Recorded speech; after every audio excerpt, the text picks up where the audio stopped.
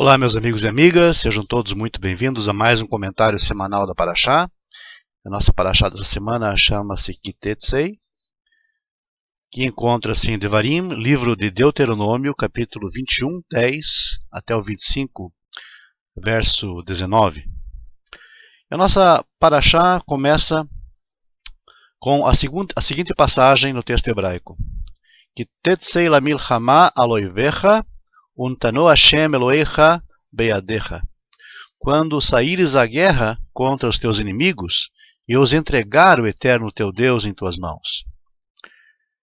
É muito interessante notarmos que na Parashá anterior, a Torá menciona e analisa de forma detalhada o problema da guerra. E entre as duas Parashiot dedicadas ao assunto da guerra, nós temos a abordagem da matéria que trata da chamada Eglá Arufá, ou da novilha decapitada, como diz no seguinte texto: que imatse halal ba'adamá, quando for achada então uma pessoa assassinada no campo, sem saber quem o matou, então sairão os teus anciãos e os teus juízes e proclamarão e dirão em voz alta: Yadeinu lo shafchu et hadam hazeh ve'eineinu lo ra'u. Nossas mãos não derramaram este sangue, não temos nenhuma culpa neste assassinato e os nossos olhos não viram. O Talmud explica o significado desta afirmação da parte dos anciãos e dos juízes. Lo ba leyadeinu upetranuhu velo rainuhu ve'hinachnuhu. Ele não se apresentou perante nós, não foi mandado embora sem ter recebido provisões, e até continuar chegando, para chegar, digamos, a um vilarejo. Nem deixamos que ele fosse embora sem ser acompanhado. E da afirmação, os nossos olhos não viram, deduzem os mestres do Talmud, que os juízes israelitas não podem ser cegos, pois precisam ver o que se passa e o que acontece em seu meio ambiente. E após esse esclarecimento, o raciocínio então indaga: qual seria o motivo da Torá ter colocado o assunto de um indivíduo desconhecido, assassinado, entre as parashiot que abordam o problema da guerra? Qual será, ou melhor, qual poderia ser a analogia entre um indivíduo civil assassinado e a hipótese de precisar então pelejar contra inimigos? Conhecendo bem a índole do povo judeu, enobrecido pelos ensinamentos da Torá, a própria lei divina receia de que uma guerra fosse capaz então de corromper o caráter do povo judeu. Temeu então que o derramamento de sangue, shefichat damim, se tornasse algo comum, um hábito, uma normalidade, como pregavam, por exemplo, os generais alemães, uma necessidade sociológica. E é por isso que a Torá distingue claramente entre vítimas de guerra e o assassinato de um indivíduo em particular, pelo qual os anciãos e os juízes, o Sanhedrin, são responsáveis. Mesmo em tempo de guerra, deve-se cuidar e proteger a vida particular de cada ser humano. A advertência da Torá é bem clara: que tikrav el ir lehilachem aleha vekarata eleha leshalom. Quando você se aproximar de uma cidade para pelejar contra ela, vocês devem oferecer primeiramente a paz. E seguidamente, então, nós temos o aviso bem definido: ki tatsur el ir yamim rabim lehilachem aleha letofsa lo tashchit et etzha lindoach alav garzen que mimeno tochal veoto lo tichrot. Quando sitiares uma cidade por muitos dias, pelejando contra ela para a conquistar, não destruirá então o seu arvoredo, metendo nele o machado, porque dele comerás, pelo que não o cortarás. Este é um preceito muito sublime, muito elevado. Mesmo em tempos de guerra, em circunstâncias tão anormais, o homem não deve perder a imagem humana. não deve perder a sua condição humana. Aquilo que é humano nele e o faz distinguir de um animal selvagem. Além disso, a Torá procura preservar em nós algo do divino, mesmo quando matar se torna um dever. E no mesmo contexto, um outro conceito sumamente ético aparece. O texto da Parashá diz o seguinte: se vires entre os cativos da guerra uma mulher formosa e a desejares, o teu dever é casar-se com ela. E se depois de passar um certo tempo não a quiseres mais, então a deixarás ir em liberdade. E não a venderás por dinheiro. Não te servirás dela, porque a afligiste. Seria muito interessante sabermos qual dos povos, ou qual povo, assim chamado povo civilizado, culto, progressista, no sentido educativo e pedagógico, né? Qual povo que se considera humanista respeitou algum dia leis da guerra?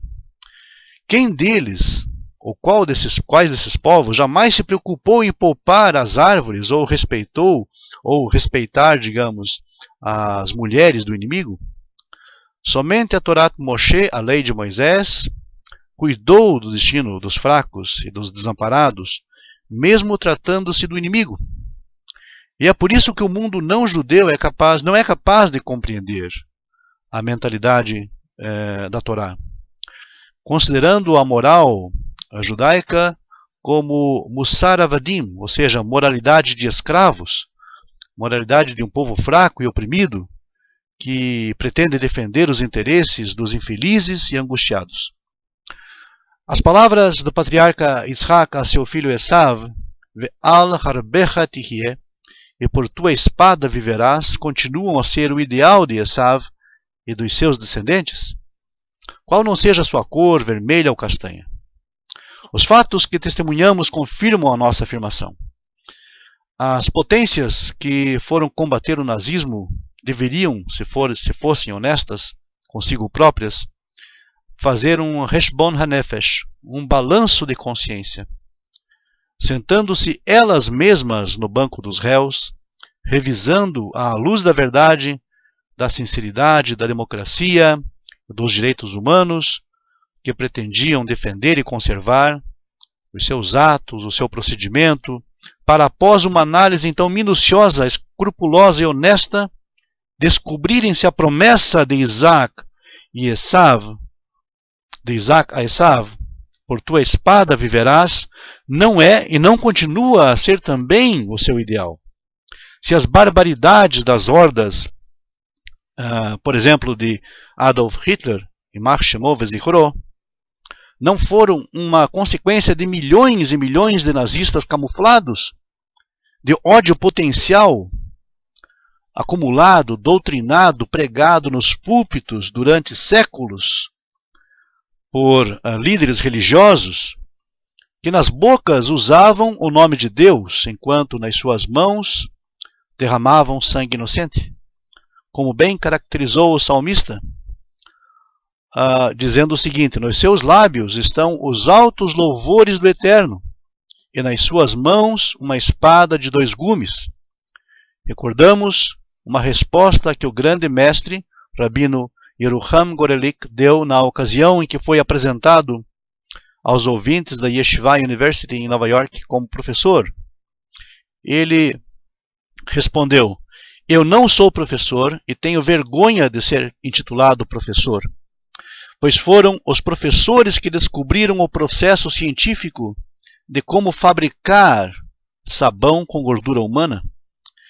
Eis uma resposta de um Talmid Chacham, de um sábio estudante versado na Torá, nos ensinamentos da lei divina, que condensa, na verdade, a quintessência de 2 concepções radicalmente opostas, uma à outra.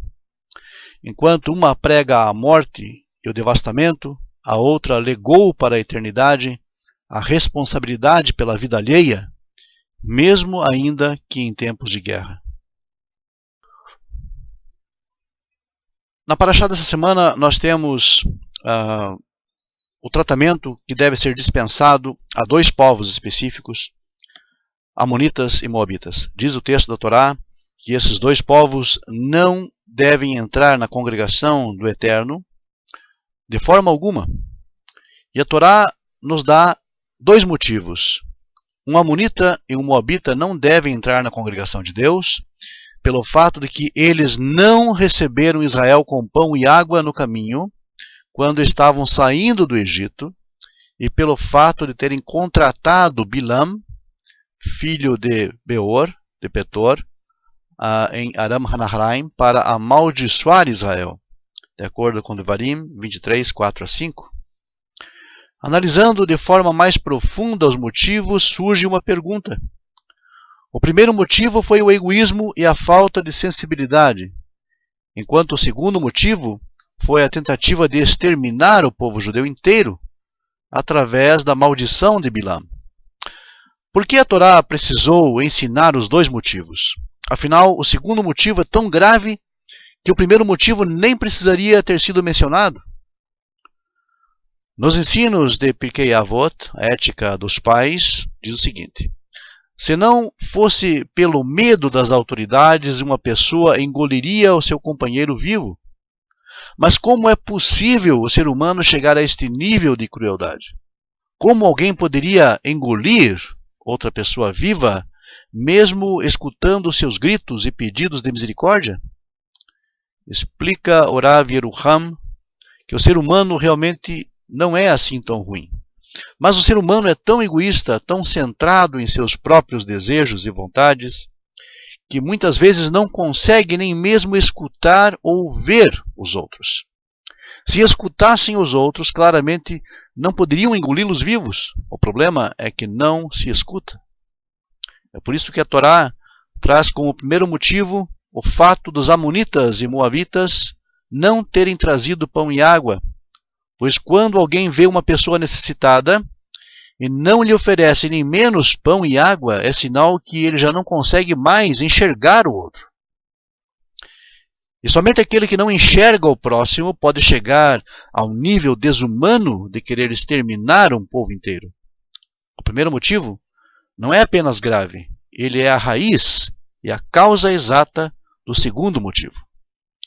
Este preciso e precioso ensinamento vale também para nossas vidas. Será que nós enxergamos o próximo?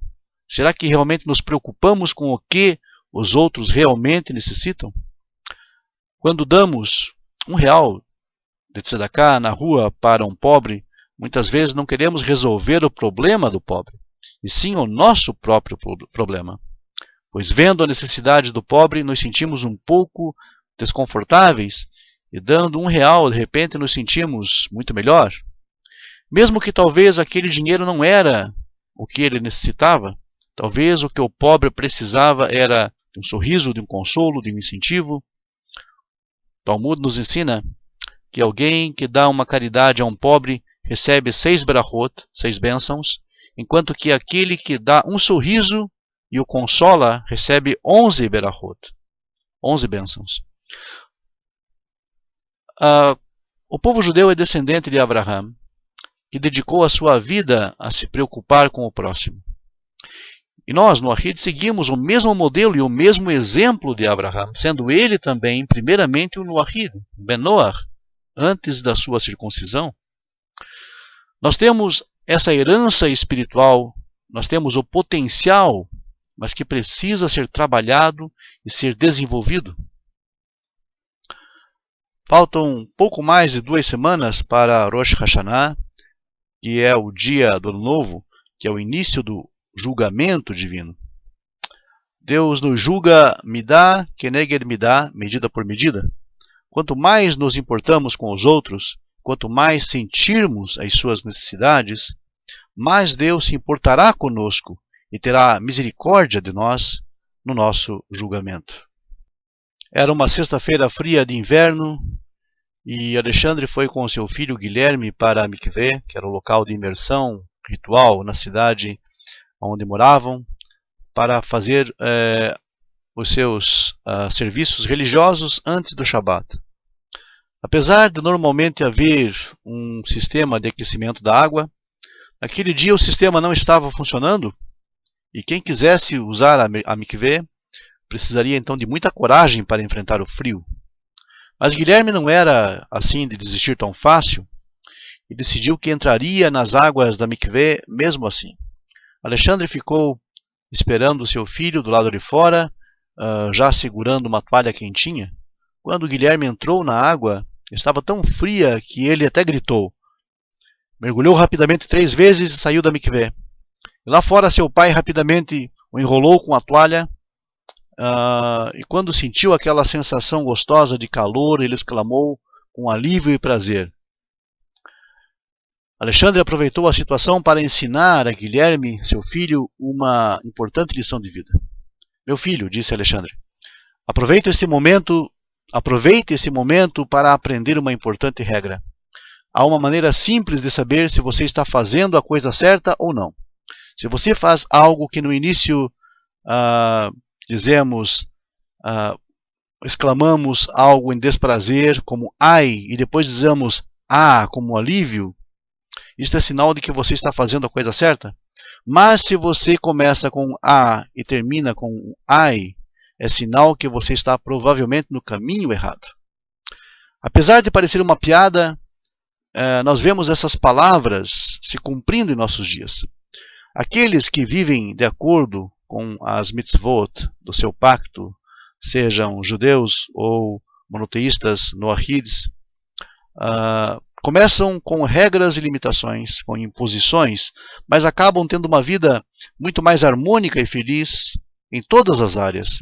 Já aqueles que começam apenas buscando preencher seus prazeres, satisfazer apenas aquilo que os sentidos pedem, apesar de realmente os encontrarem no começo, depois acabam sofrendo em várias áreas da vida. Depressão, a alta taxa de divórcios, delinquência juvenil, são apenas alguns exemplos do preço que pagamos pela busca desenfreada de prazeres imediatos. Início da paraxá dessa semana, Kitetsei, a Torá nos ensina sobre um assunto que desperta muitos questionamentos. Ben Sorer Umoré, um filho teimoso e rebelde.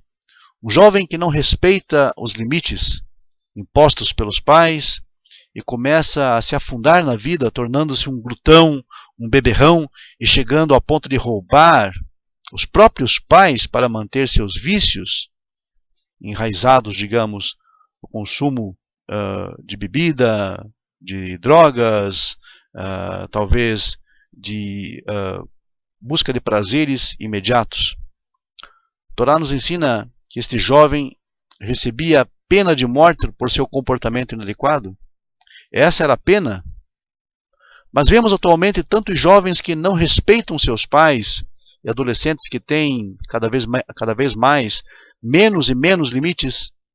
Será que o Ben Sorer Umoré não é apenas a descrição de um jovem normal, mas com problemas de conduta? Então, por que uma punição assim tão severa? Explicam os sábios que este jovem, com a idade próxima dos 14 anos, apesar de não ter cometido nenhum crime capital, demonstra estar entrando em um caminho de profunda e crescente queda.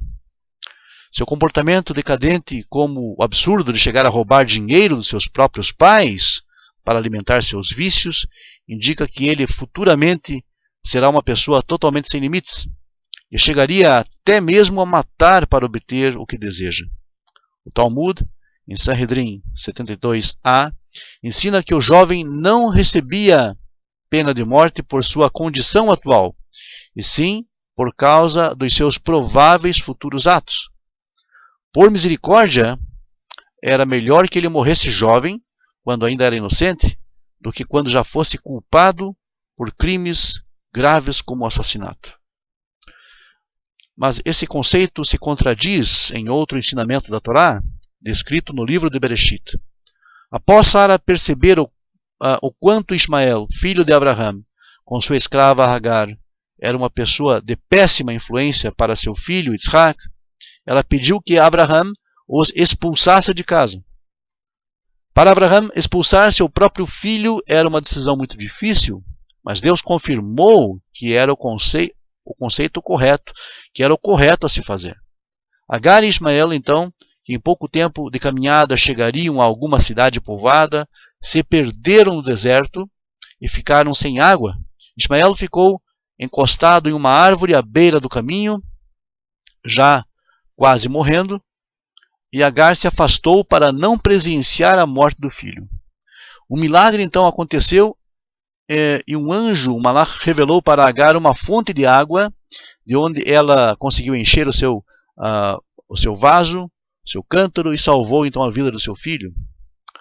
Porém, há um midrash, que é parte da Torá oral, que ensina que os anjos imploraram para que Deus não salvasse a vida de Ismael, pois sabiam que dele sairia no futuro um povo que perseguiria e causaria sofrimentos ao povo de Israel. Deus respondeu aos malachim que a pessoa é julgada de acordo com o seu estado presente e não de acordo com aquilo que cometerá no futuro. Mas qual a diferença entre Ismael e aquele que foi julgado pelos seus atos presentes, e o Ben Sorer Umoré, que era julgado por seus atos futuros? Qual seria a diferença então entre Ismael, que foi julgado pelos seus atos presentes, e um Ben Sorer Umoré, que é julgado em conformidade com seus atos futuros?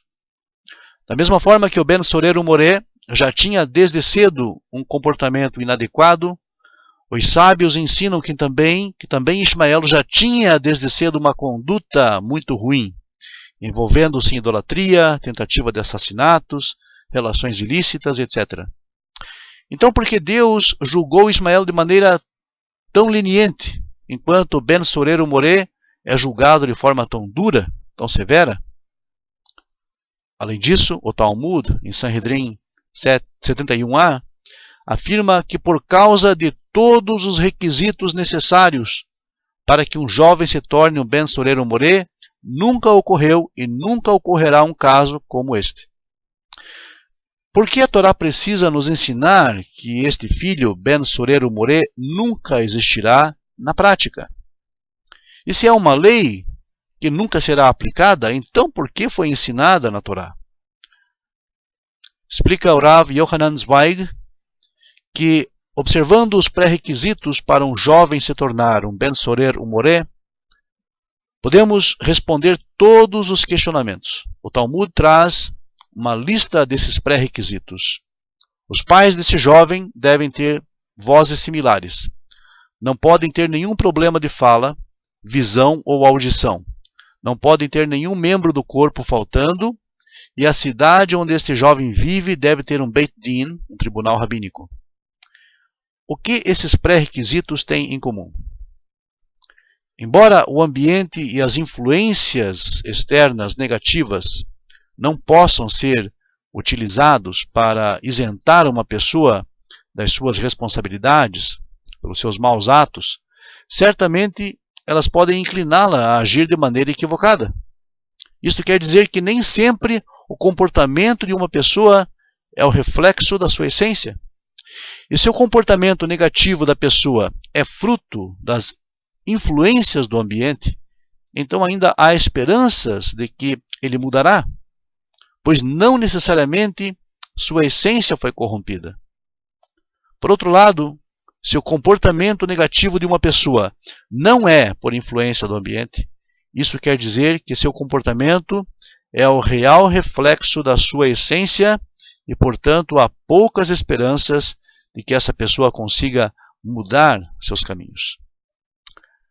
Segundo a Torá, para que um jovem fosse considerado, ou para que um jovem seja considerado um Ben Sorer Umoré, é necessário ter a certeza de que seus atos são reflexo total da sua verdadeira essência e não foram influenciados de forma alguma pelo ambiente. Quando o Talmud diz que as vozes dos seus pais devem ser semelhantes, isto significa que eles não podem transmitir ao filho, através de ensinamentos ou broncas, mensagens contraditórias. Os pais devem, antes de tudo, chegar a um acordo do que eles esperam do seu filho e devem transmitir isto de forma bem clara. Além disso, os pais devem ser vistos pelo filho como autoridades legítimas e absolutas que exigem o devido respeito dele. Portanto, os pais devem ter os membros perfeitos e devem poder falar e enxergar e escutar, pois a falta de qualquer um desses itens pode impedir os pais de projetarem sobre o filho a figura de autoridade. E para ser um local saudável, a cidade deve ter um Beit Din, deve ter um tribunal rabínico, que transmite aos seus moradores o temor de cometer transgressões e os valores necessários para criar na cidade um ambiente onde educar os filhos seja algo mais simples e mais positivo. Portanto, quando o Talmud diz que nunca haverá um caso real de Ben Sorer Umoreh, os sábios estão afirmando que é impossível existir um ambiente tão perfeito e utópico como este, que não cause absolutamente nenhum efeito negativo sobre uma criança. Por isso, nunca haverá uma criança, por pior que seja seu comportamento, cuja má índole seja reflexo apenas do seu interior corrompido. Isto explica o comportamento misericordioso de Deus com Ismael. Embora desde cedo ele tivesse um desvio, uma tendência para o mal, um desvio grave de comportamento, se envolvendo com os piores tipos de transgressões, isto não refletia a sua verdadeira essência. Ou seja, não estava nele. Ele foi fortemente influenciado pela sua mãe Agar, que havia sido, no passado, uma princesa egípcia, uma idólatra, que vinha de um povo completamente imoral. O crescimento de Ismael e a sua educação também ocorreram em um ambiente conturbado, de constante conflito entre Sara e Agar. Isto explica por que Ismael não é chamado durante esse período pelo seu nome, e sim como filho da escrava, Bereshit 21:10, ou simplesmente o jovem, como em Bereshit 21:12. O nome representa a essência da pessoa, e aquela não era a essência verdadeira de Ismael que estava ali, e sim o reflexo de um ambiente muito negativo. Isto permitiu com que Deus o julgasse de forma mais leniente, mais branda, levando em consideração que a sua verdadeira essência não estava completamente corrompida. E isto foi confirmado no final da sua vida, quando o Rashi, comentarista da Torá, afirma que Ismael fez chuvá, se arrependeu dos seus maus atos. Mas ainda fica uma pergunta intrigante. Se o Talmud afirma que um caso de Ben Sorer Umoreh nunca acontecerá na prática, então, por que a Torá nos ensinou essas leis? Ela nos ensinou essas leis para nos indicar qual o padrão perfeito para uma sociedade. Este padrão deve ser o modelo que nós devemos buscar implantar em nossa sociedade para tentarmos criar um ambiente saudável, onde poderemos então criar e educar nossos filhos com amplo sucesso. Deste ensinamento fica uma preciosa lição, porque temos atualmente tantos jovens com problemas que se envolvem desde cedo com os piores tipos de coisa, pois os pais acreditam que mandando o filho para o colégio estão automaticamente fazendo a sua parte na educação dele. Mas aí está o grande equívoco, pois os colégios cumprem o objetivo de informar os alunos, e não de formar, de informar e não de formar. Um bom colégio é aquele que prepara o jovem para o vestibular, não aquele que prepara o jovem para a vida. Não é essa a função do colégio. Assim vemos não apenas jovens sem educação, mas também muitos profissionais desonestos e imorais, porque apesar da informação que tiveram, faltou-lhes formação. Aprendemos desde cedo que sucesso é conseguir preencher todos os nossos desejos, e fazemos isto mesmo que seja necessário passar por cima dos outros muitas vezes para atingir objetivos. Por isso, a cultura ocidental, com um pouco mais de 200 anos de existência, já apresenta visíveis sinais da decadência, enquanto a fé monoteísta da Torá, com mais de 3.000 anos, continua viva e estável. A boa educação não vem da escola. A boa educação vem do berço, como diz o ditado. A presença constante dos pais é um requisito fundamental para que os filhos recebam uma boa formação, uma boa educação. Principalmente numa sociedade em que vivemos, a sociedade que vivemos hoje em dia, onde o consumismo tornou-se então a principal meta de vida, cumprir desejos, satisfazer desejos. Se a criança aprende que o principal na vida é o que o dinheiro pode comprar, assim será o seu comportamento por toda a vida, quando adulto e por toda a vida. É a obrigação dos pais ensinar que antes de ser um engenheiro, médico, advogado, a pessoa deve ser um mensch, uma pessoa, um ser humano decente. Muito obrigado a todos e até uma próxima oportunidade. Emir Hashem.